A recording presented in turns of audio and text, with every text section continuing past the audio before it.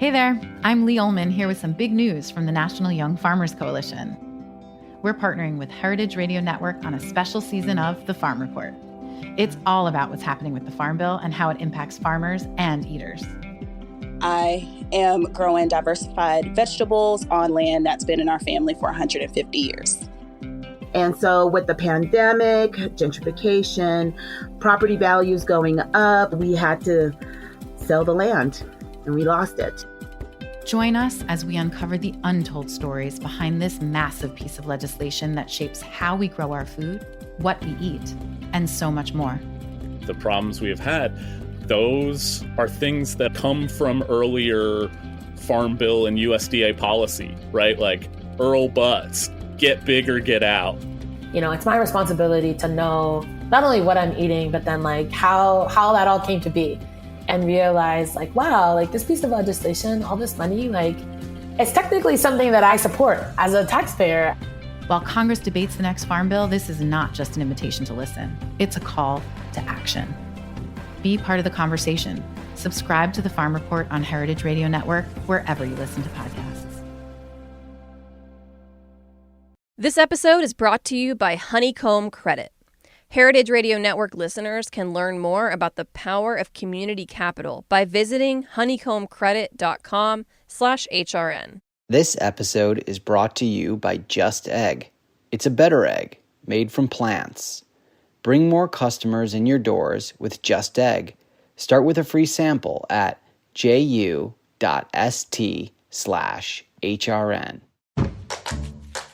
This week on Meat and Three, we dedicate our stories to elders, grandparents, and family members who came before us. Some people called on the phone. What time is your appointment? Mine's 2:45. Our friend the dentist, he was 3:30. And it was like a social event. It's a small island. A lot of them I knew when I was a kid. So it was, to really help them feel like they weren't alone. It's partly this communal nature of food, and so it can operate as a bridge, not just between neighbors and friends, but also between the living and the dead. Listen to Meat and Three wherever you get your podcasts.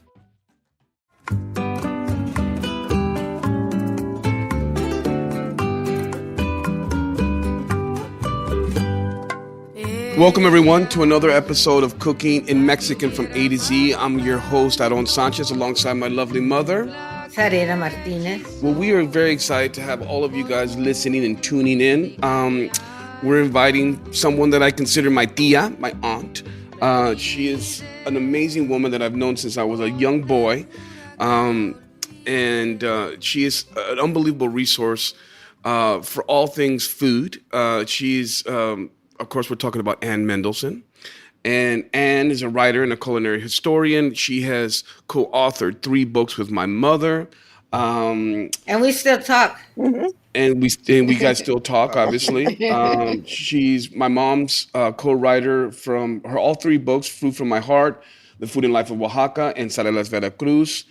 She's a dear friend of my mom, as you can imagine. She began her culinary career as a cookbook reviewer for Bon App.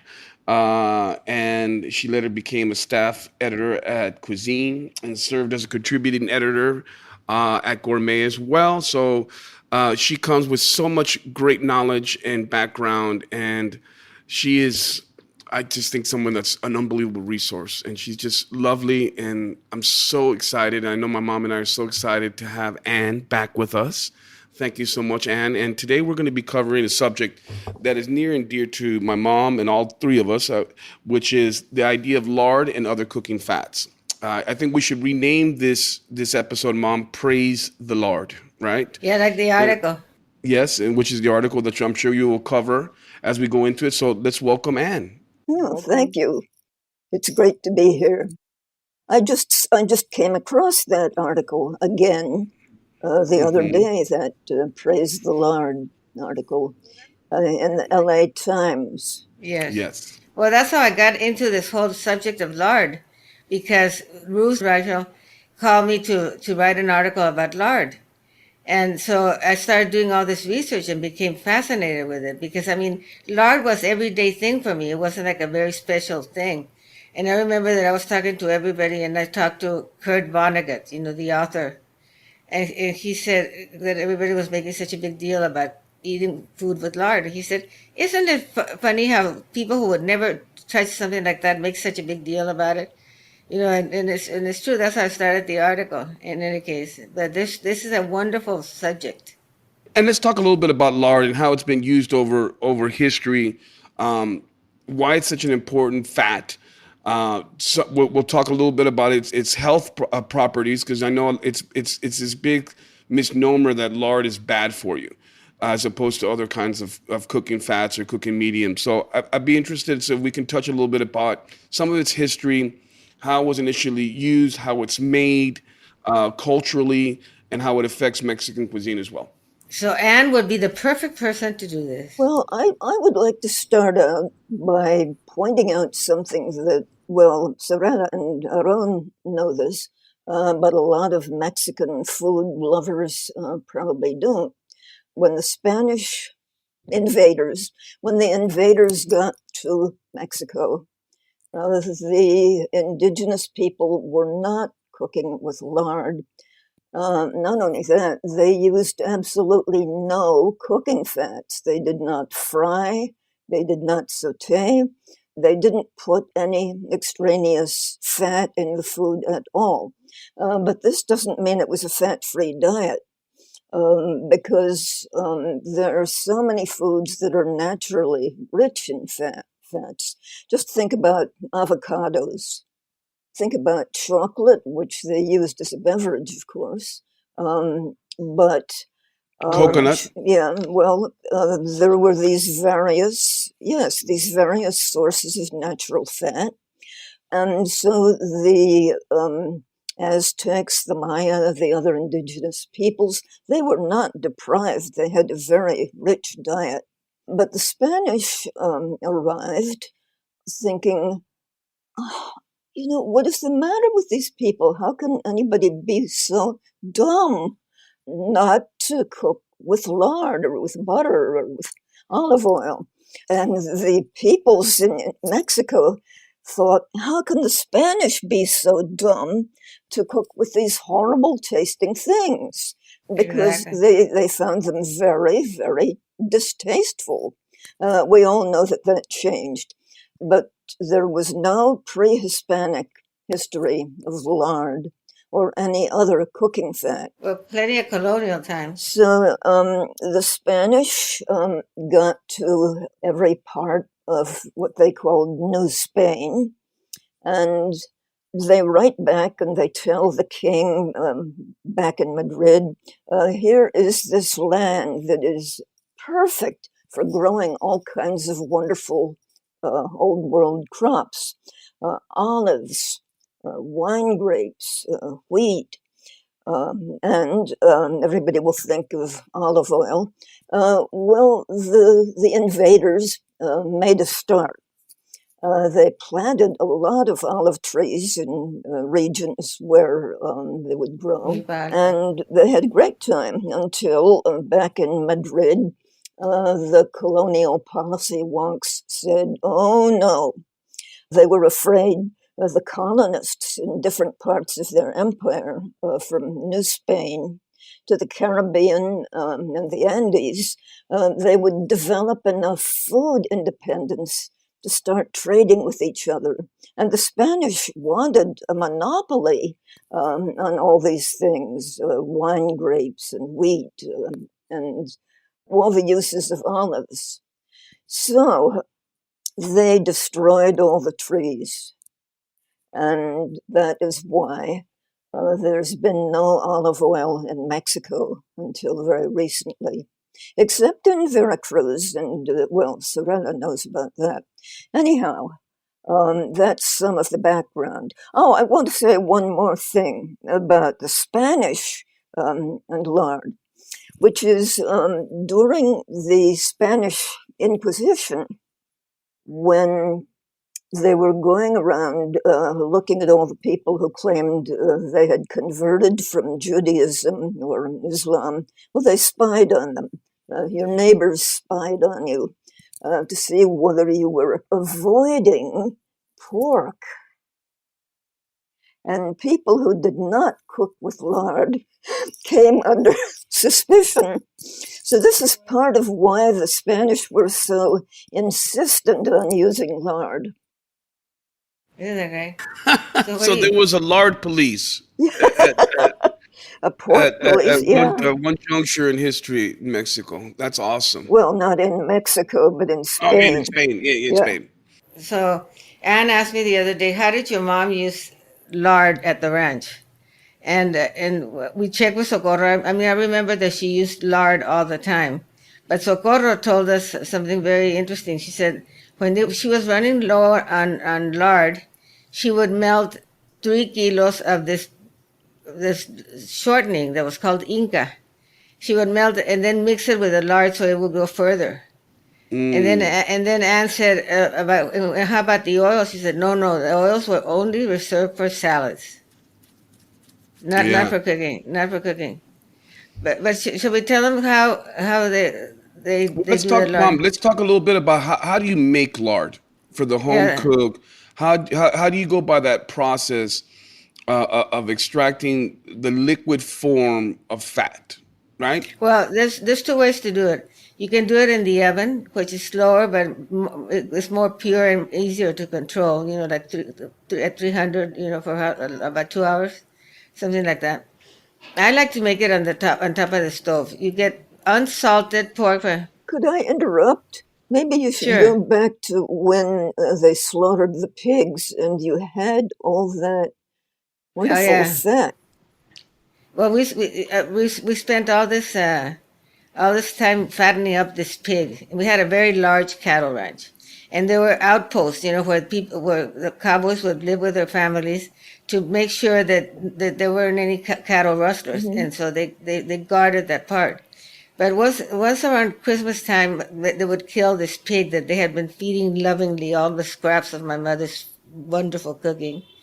And then all these ladies would come down from the mountains outpost, and we would all get together in the big kitchen that we had at the ranch, and we would cut the fat and have a big tub over wood fire, rendering it to make lard, and it would make the most delicious cracklings. We always left a little bit of meat on it, and I loved the meat on it, but Aida, my sister, loved all the fatty part. But we made tamales, we made carne adobada, carne con chile colorado, we made morcilla, which I'm not fond of, and then and then you mean the blood sausage? Yes, it was. Yes. And then which is quite delicious, Mom. I know, but I don't like it. But anyway, so then they would give them one leg of the pork to divide among themselves. And it was just like this really beautiful festive atmosphere there. But in Oaxaca, what they do is, let's say that we want to make it at home. Go get some unsalted pork fat from your butcher. They do sell it, or they do sell it separately, but it's very expensive if you buy it like that. And you're gonna cut it. It's hard to cut sometimes, but you can freeze it or make it very cold, and then it's easy to chop up. If you leave the skin on, it'll be very hard to do so. Sometimes it's better to get it with a skin. Or, let's say that you're cooking pork at home, cut off all the fat, like from spare ribs or whatever you have, put it in a bag and start saving it. And when you have about a pound or two, you can start rendering it. So you put it on top of the stove by itself and on very low heat until it starts to render. When you have like a certain amount of it, the first part is going to be very clear white lard, and you're going to pour it out and leave the chicharrones in there, which at this point will be a little bit soft but not completely soft. And then you cook that until that renders out and it becomes a yellow lard, manteca Maria. In Oaxaca, they make this wonderful bread with this lard. But what's really used in Oaxaca is the asiento, which are the little dried pork cracklings and the sediment that's left in the pan and you use that as a spread. And they make this delicious tlayudas, these gigantic tortillas with asiento. And then they put the beans and everything on top. It's like a big pizza. To be clear, the asiento is basically all the sediment and all the little crispy bits that fall to the bottom of the cauldron or pot when you're rendering your fat to make lard. And the last rendering, you have to be very careful because in a second it could burn. Yeah. Any other thoughts, Anne? Well, it always has a soft texture compared to butter. It has I guess, a lower melting point. I mean, a higher melting point, so it stays more liquid. So that's why it's unsaturated. It's more unsaturated than butter. Yeah, and also, when you buy lard in the supermarket in the blue package, that has been made to become hard. So they saturate the atoms to make it hard. Hydrogenated lard is terrible. So that you don't want to do that. But the lard that you make at home is two-thirds unsaturated, plus it has oleic acid, which is the same thing that olive oil has, that helps reduce cholesterol. Yeah. Mm-hmm. So in essence, lard at times can be healthier than butter if you can make at all times. You can make the argument. I think you talked a little bit about that beautiful process of butchering the pig and sort of the majesty behind that. Here in Louisiana, where I currently live, they do something called a boucherie, where people in rural parts of Louisiana will slaughter a pig, and you camp out for like 2 days, and there's specific teams that get certain parts of the pig, and they'll make boudin sausage, or one team will make the cracklings, another team will make making the gumbo.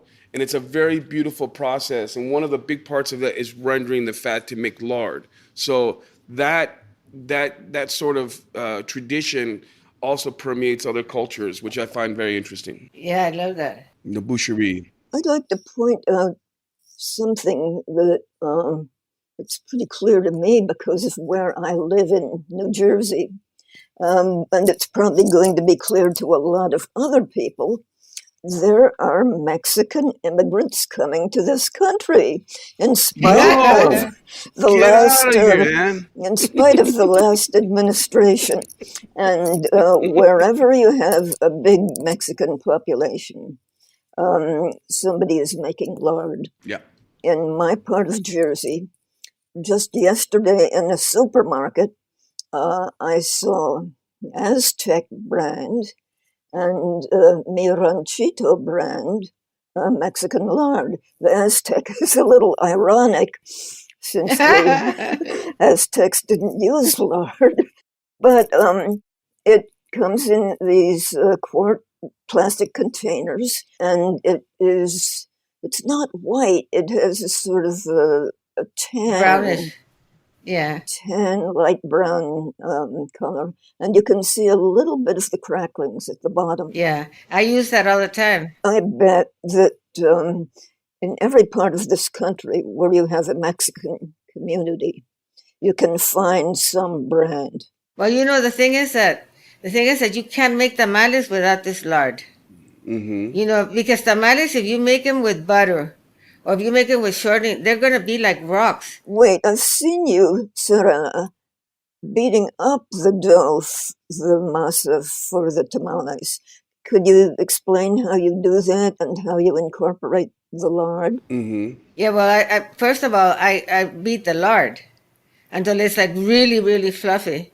And then I start incorporating that still on the mixer. You could also do it by hand, and then you put your essence in it, which I have to tell that story. But since we're in the subject, I'll tell you, one time we landed in one of all my cousins and everybody would go stay at the ranch for the summer. And one time we happened to stop by the home of the husband of Nayo, the manager of the restaurant, in Mayordomo. In any case, she said, "Hi, why didn't you let me know that you were coming? I would have done something for you." And said, "How was I going to let you know? We only had a shortwave radio that you had 8 minutes all day to tell how much rain you had." And so she says, I know what I'm going to do. I'm going to make some enchiladas for you. But I'm going to soak the chili, and I'm going to now use a blender. I'm going to take the pulp off with my hands and rub it between my hands. And that'll put my essence into this dish, and that is my gift to you. So that's when you make the masa for the tamales, beating it with your hand. Yeah, Your hand's a exactly. better tool, and it puts your essence into it. Yeah, just really quickly while we're on the subject of tamales, just for everybody, I have a simple recipe that I've learned from you and probably my mama, but for everybody that's listening, a quick, simple recipe for the tamale dough is I've always done 4 cups of masa harina or maseca or corn flour for tamales, and I use 1 cup of rendered lard, fluffed up, like you said, Mom, to 2 cups chicken broth.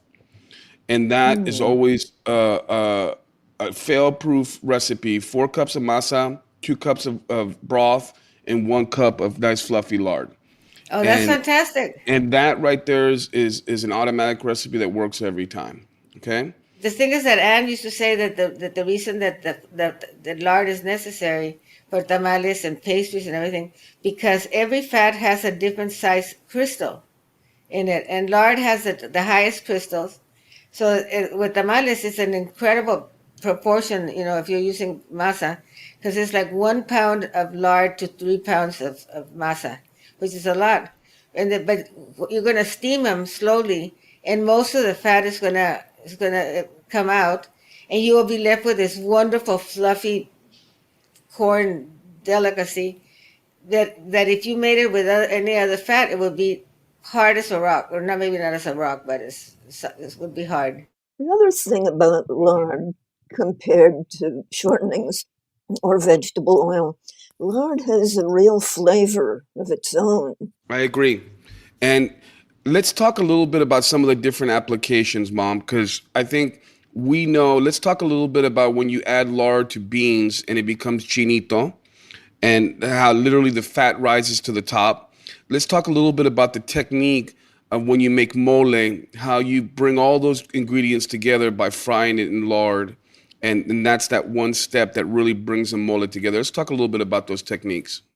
My mom used to make these beans that were almost like a snack, but they were, she would cook them in lard until they kind of got semi-hard and sort of burst into this little flour. And I've tried to duplicate it, and it works, but now with the Rancho Gordo beans, it worked the other day.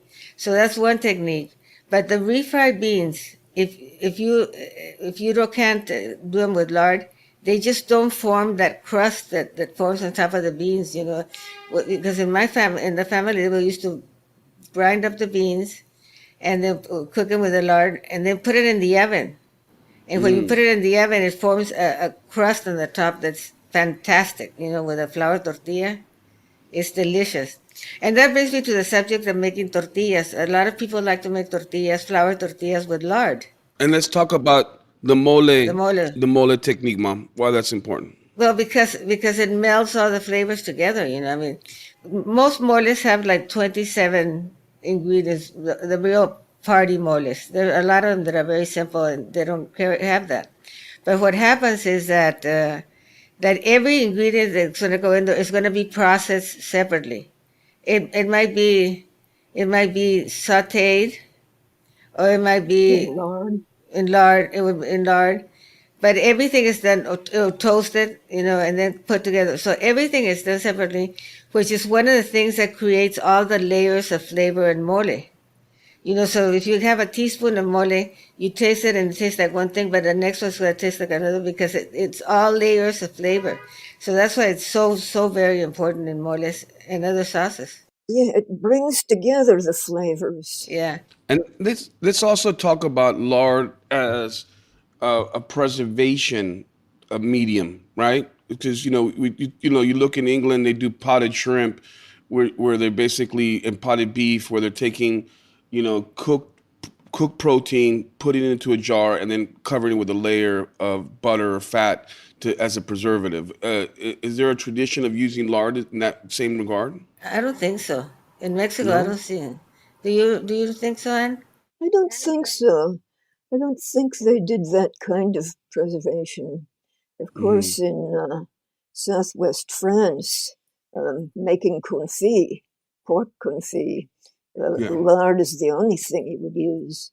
I mean, there are traditions of lard everywhere that people raised pigs all over the world. They use lard a lot. Well, they used to in China before the food police started saying, "Oh no." Italy, it's a tremendously important fat in Italy. Strutto. And many parts of France, Hungary. Well, you know George Lang, who did that wonderful Hungarian cookbook, the renowned restaurateur. And he used to sing the praises of lard. Before we forget, George Lang had the absolute best quote ever about the restaurant business. He said, "The restaurant business has gone the way of prostitution. It's full of amateurs." And remember, George would call everybody darling, remember? He'd be like, "Hi, darling." Oh, I don't remember. It didn't matter if you were a male or a female. George would call, "Hello, darling." Always impeccably dressed, amazing man. Of course, we're talking about George Lang, the owner of Café des Artistes in New York City, in the Upper West Side. Amazing, amazing man who did so much for our industry. So I know he's down there listening to this podcast upstairs, having a nice little Bordeaux, laughing at all of us right now. So wonderful. Well, I was just thinking, there are cookies that you used to make, Zarela. Oh, yeah, absolutely. The Christmas. Crisp and short. What do they call those? Bizcochitos. Bizcocho. Bizcochos? Bizcocho. But not polvorones, right, Mom? Different from polvorones. Yeah, polvorones I usually made with butter and very finely chopped nuts. Oh, I love those. The problem is that those are things that I love to have, but I don't have it. I don't make them, because if I make them, I eat them all. And it's just like I'm only gonna eat 2 today.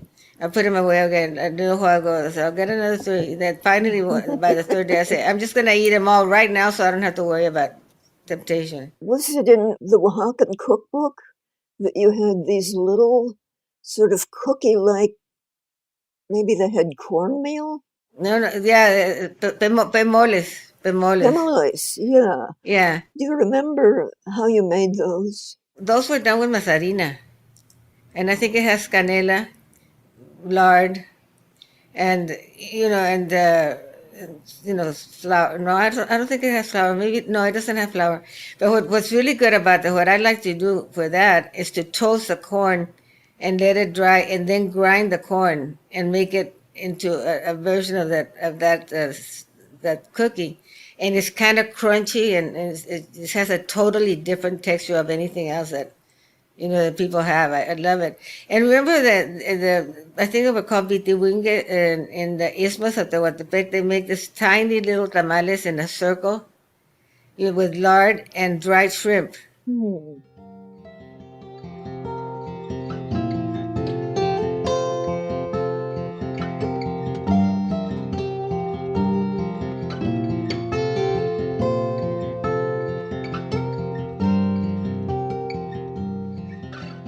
This episode is brought to you by Honeycomb Credit. Heritage Radio Network listeners can learn more about the power of community capital by visiting honeycombcredit.com/HRN. We all know that food businesses like yours are the backbone of your community. You make your neighborhood a more delicious place to be, and your customers are hungry for more. Food businesses across the country are working with Honeycomb to open new locations, buy equipment, and grow. You too can unlock fair growth capital by allowing your community to invest directly into your business. A crowd-funded loan from Honeycomb deepens your customer relationships and gives them a whole new way to engage with your business. You'll also get access to thousands of local investors in the Honeycomb network who are passionate about seeing food businesses succeed. Honeycomb is the community bank of the 21st century. Fair rates, flexible terms, and no prepayment penalties. Honeycomb has proven to be an invaluable growth tool for all kinds of businesses, from James Beard-nominated restaurants and upstart food trucks to organic farms and award-winning breweries. Best of all, with Honeycomb, you're paying back your neighbors, not big banks. To learn more about how Honeycomb Credit can help grow your business while building vibrant, financially empowered neighborhoods, visit honeycombcredit.com/HRN. This episode is brought to you by Just Egg. You can't have plant-based breakfast without a plant-based egg. Just Egg is now the fastest growing egg brand in the United States. Bring more plant-based consumers in your doors with easy-to-use Just Egg. You can get started with a free sample. Just head to ju.st/HRN. Made from plants, Just Egg is a better egg for you and for the planet. It's healthier, with no cholesterol and less saturated fat, and it's more sustainable. Just Egg uses less water and generates fewer carbon emissions. Most importantly, it's delicious. For our listeners who operate a food service establishment, you can get a sample for free. Head to ju.st/HRN. Just Egg makes a delicious, plant-based addition to any menu. It's available as a liquid scramble, great for omelets, frittatas, stir-fries, and French toast. There's also frozen, pre-baked, folded version that's ideal for filling breakfast sandwiches or topping salads. Chef Jose Andres calls Just Egg mind-blowing, and Bon Appetit says, "It's so good I feel guilty eating it." Put the fastest growing egg brand on your menu. Get a free sample of Just Egg for your restaurant at ju.st/HRN.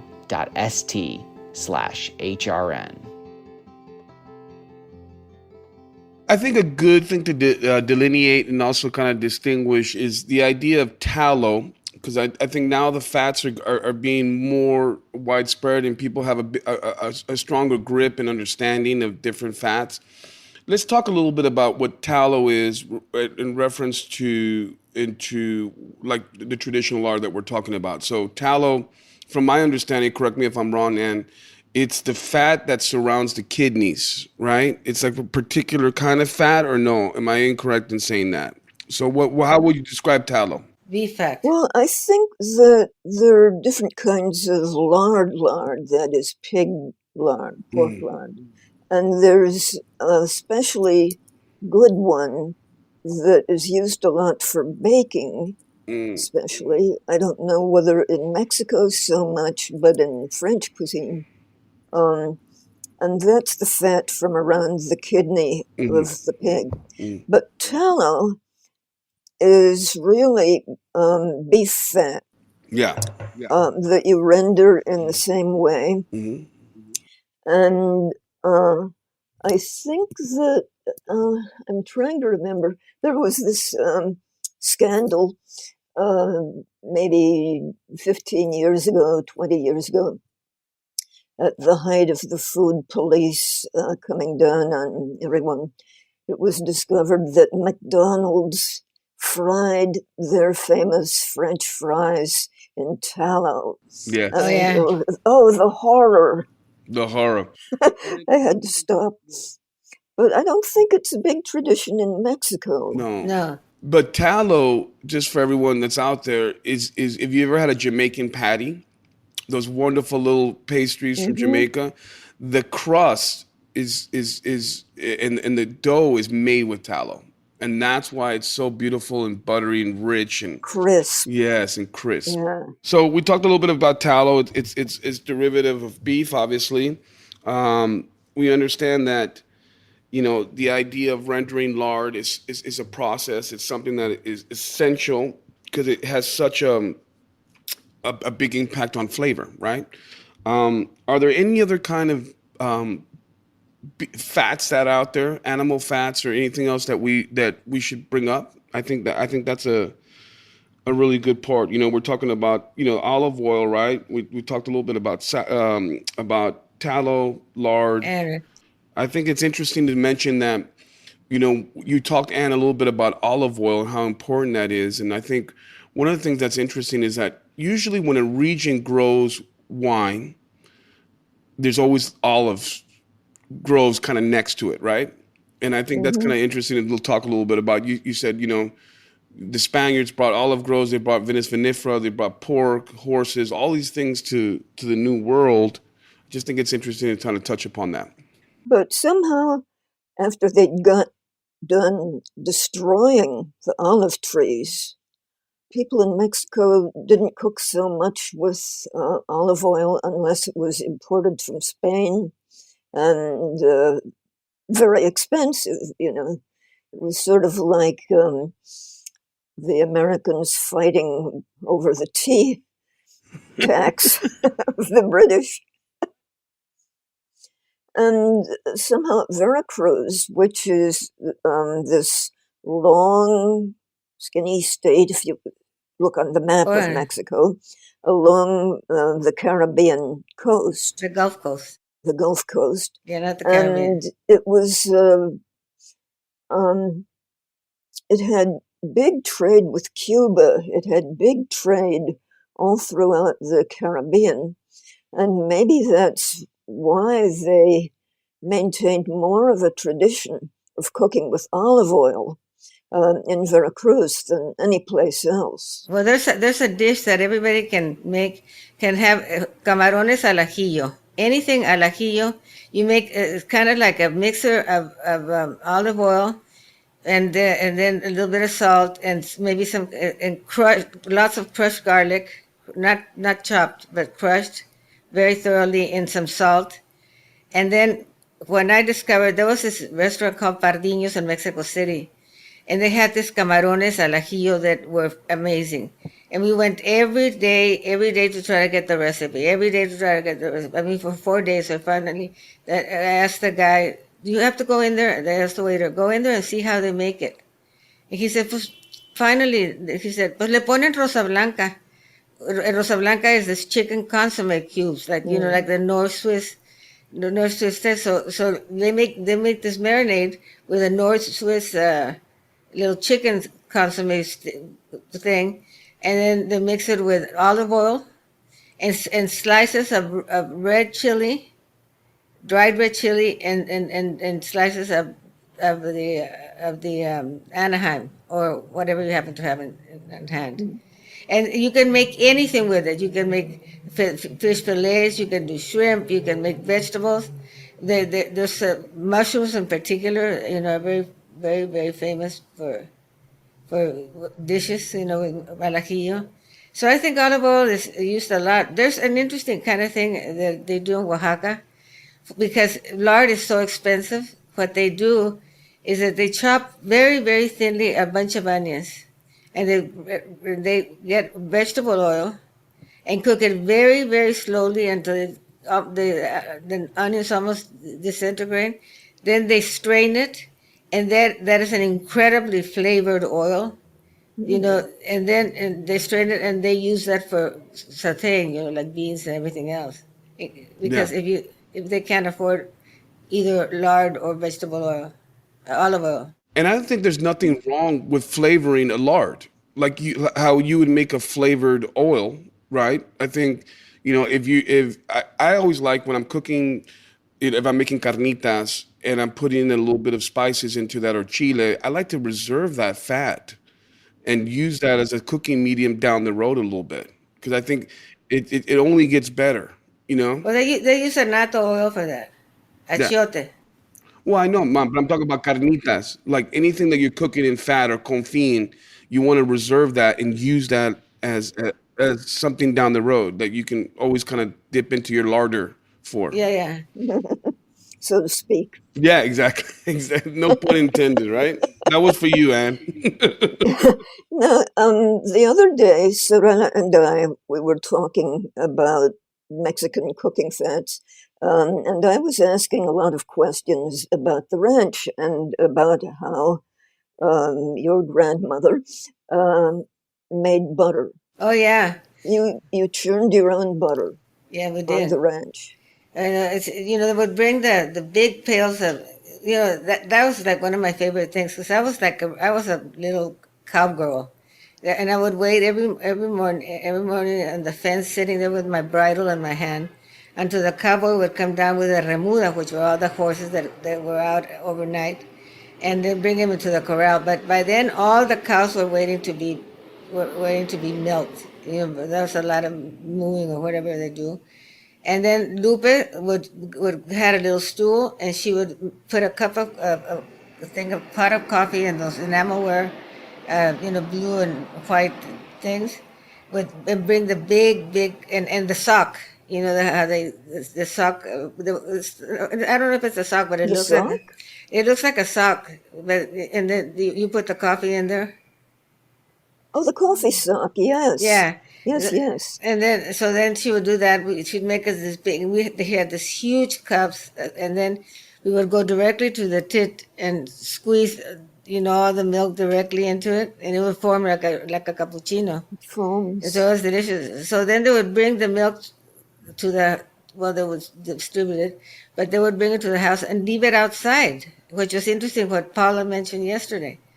That so in any case, this crust would form on the top, which is all the fat, and my mom would take that.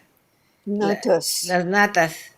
You know what? Those cookies that they make in Mexico City with natas, they're just to die. If the milk is rich and the milk is unhomogenized, that cream layer will come to the top.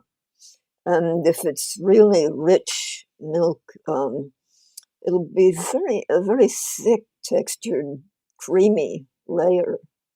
That's your natas. And that's what is used to churn the butter. Did you have a churn? Yeah, we had a churn and a churner. So it was like the traditional. You had like something tall, right, Mom? Like a little. No, vessel? Not that tall. About maybe 12 inches long, or maybe 15 inches high, and then like about 8 inches wide or more. And then there was this paddle that you. It was there were wood, and there were 2 or 3 pieces of wood on this thing that you would turn until the fat was separated. There were no food processors at that time. But in any case, it was just like really, really fast to do, and it was so delicious. So you worked salt into the butter? Yeah. And the other thing is that we forgot another use for lard. When we had the newly made lard, or even the old one, when they were making corn tortillas, we'd love to go spread it on the tortilla and put a little bit of salt and maybe some salsa and eat that with that instead of butter, with the lard. It was delicious. Divine. Something so simple. Something that connects the land, the corn with the animal. And I think it's very symbolic when you think about lard and how it affects Mexican cuisine, because it is the number one utilized cooking fat in Mexico. And the tradition has not been lost.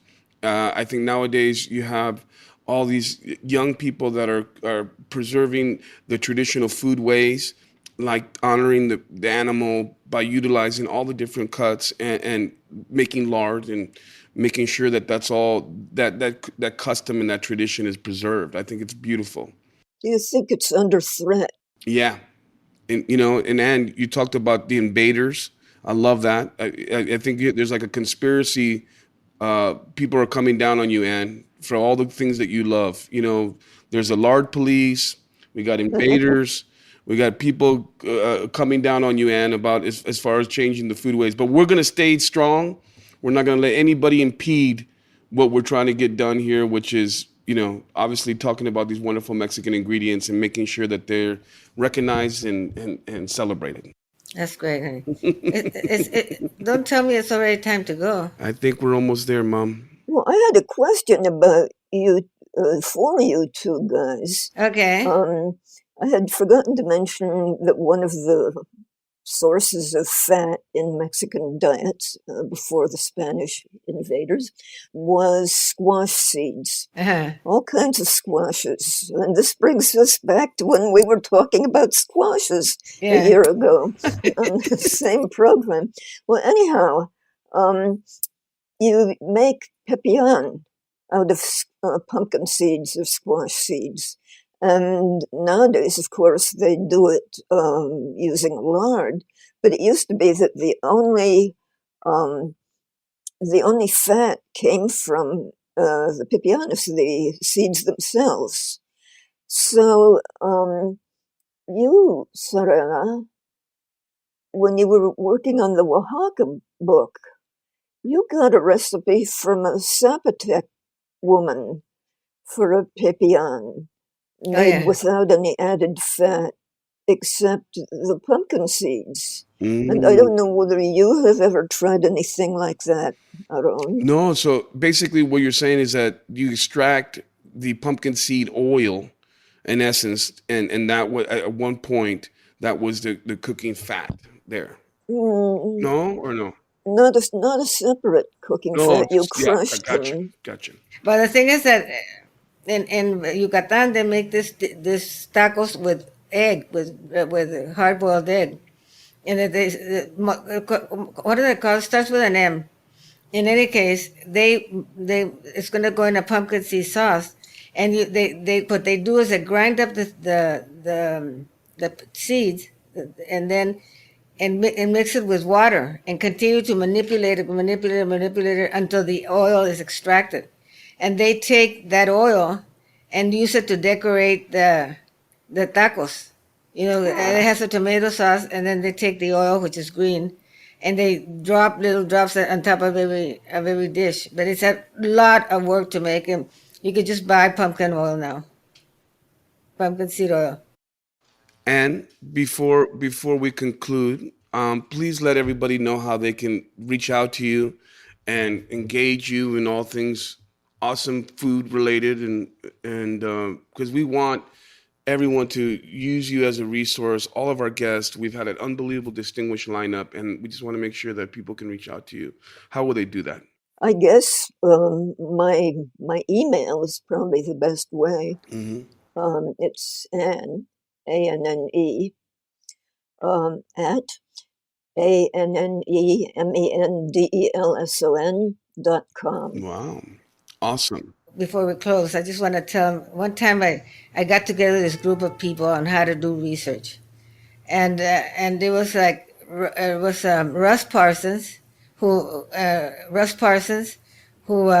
did how to ask the science question and where to find the answer, and did navigating the historical record. This was before the internet got so big.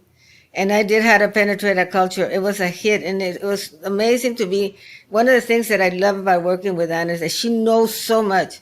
And every fact that's in all my books and everything, I know she has. I mean, we've had discussions about this. Well, are you sure that there's a comma there? You know. Zarela supplied all the real knowledge. Well, but it's nothing. It's like getting a lot of beautiful fabric and not knowing what to do with it. Absolutely. And we know the value, my mom and I, of having an unbelievable co-writer. You know, my memoir that just came out, you know, where I come from, Life Lessons from a Latino Chef, Steph Ferrari, was invaluable through guiding me through this process and capturing my voice. So we understand how important it is to have a team member, a compatriot in this process where you're really exposing yourself. And it can't be done without someone like you, Anne, for my mom. And I know, you know, and we appreciate you so much for all that. Thank you, Aarón. But I have to thank both of you, and I have to thank Zarela for anything I know about Mexican food, and for just enlarging my palate. Well, not just through the restaurant. But you and I used to sit in your kitchen, and I would be watching you cook, and we would be saying, was that 2 tablespoons or 3 tablespoons? Yeah. Or why did you add that before this? Yeah, so that's why my recipes are so perfect, because Anne wrote them, and they're absolutely perfect. I can write it now, but the first book, I mean, she was like a colonel there. Yeah. Very meticulous and I was stern. Yeah. And stern. Well, anyway, it was a wonderful afternoon chat here with my dear, dear friend, the brilliant Anne Mendelson, and my gorgeous son, who was such a good director of this podcast. It's just lots of fun to get a chance to talk to you so closely like this. Is beautiful. So thank you so much for joining us, and I'll say goodbye, and then Aarón will say goodbye. And yes. Well, thank you so much. And again, we've been talking here on Cooking in Mexican from A to Z with the wonderful all-knowing Ann Mendelson, who's, again, like my tia, like my aunt. I've known her forever, and she has been somebody that's someone I can always lean on as a motherly figure, maternal figure, and just somebody that I admire so much. So I'm so happy that we're able to have Ann share her knowledge with us here on this particular episode where we're talking about lard and other cooking fats. It's been unreal to have you, Ann. We thank you so much. I hope all of you guys have enjoyed this episode of Cooking in Mexican from A to Z on Heritage Radio Network. Please stay tuned. We have a bunch of amazing guests coming down the pipe, and I hope you guys stay tuned and stay interested. Muchísimas gracias. Hasta luego. Hasta luego. Thank you, Ann.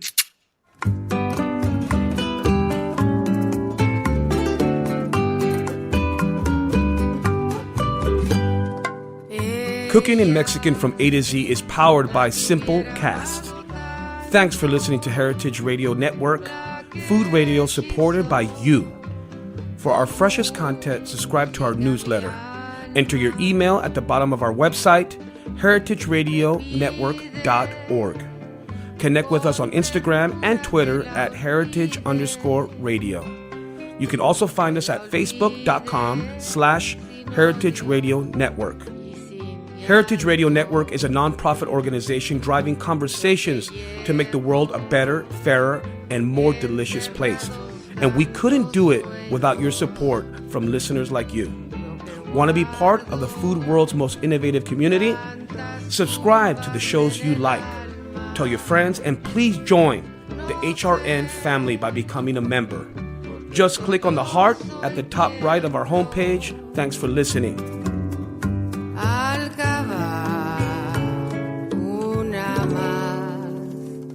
En mis entrañas.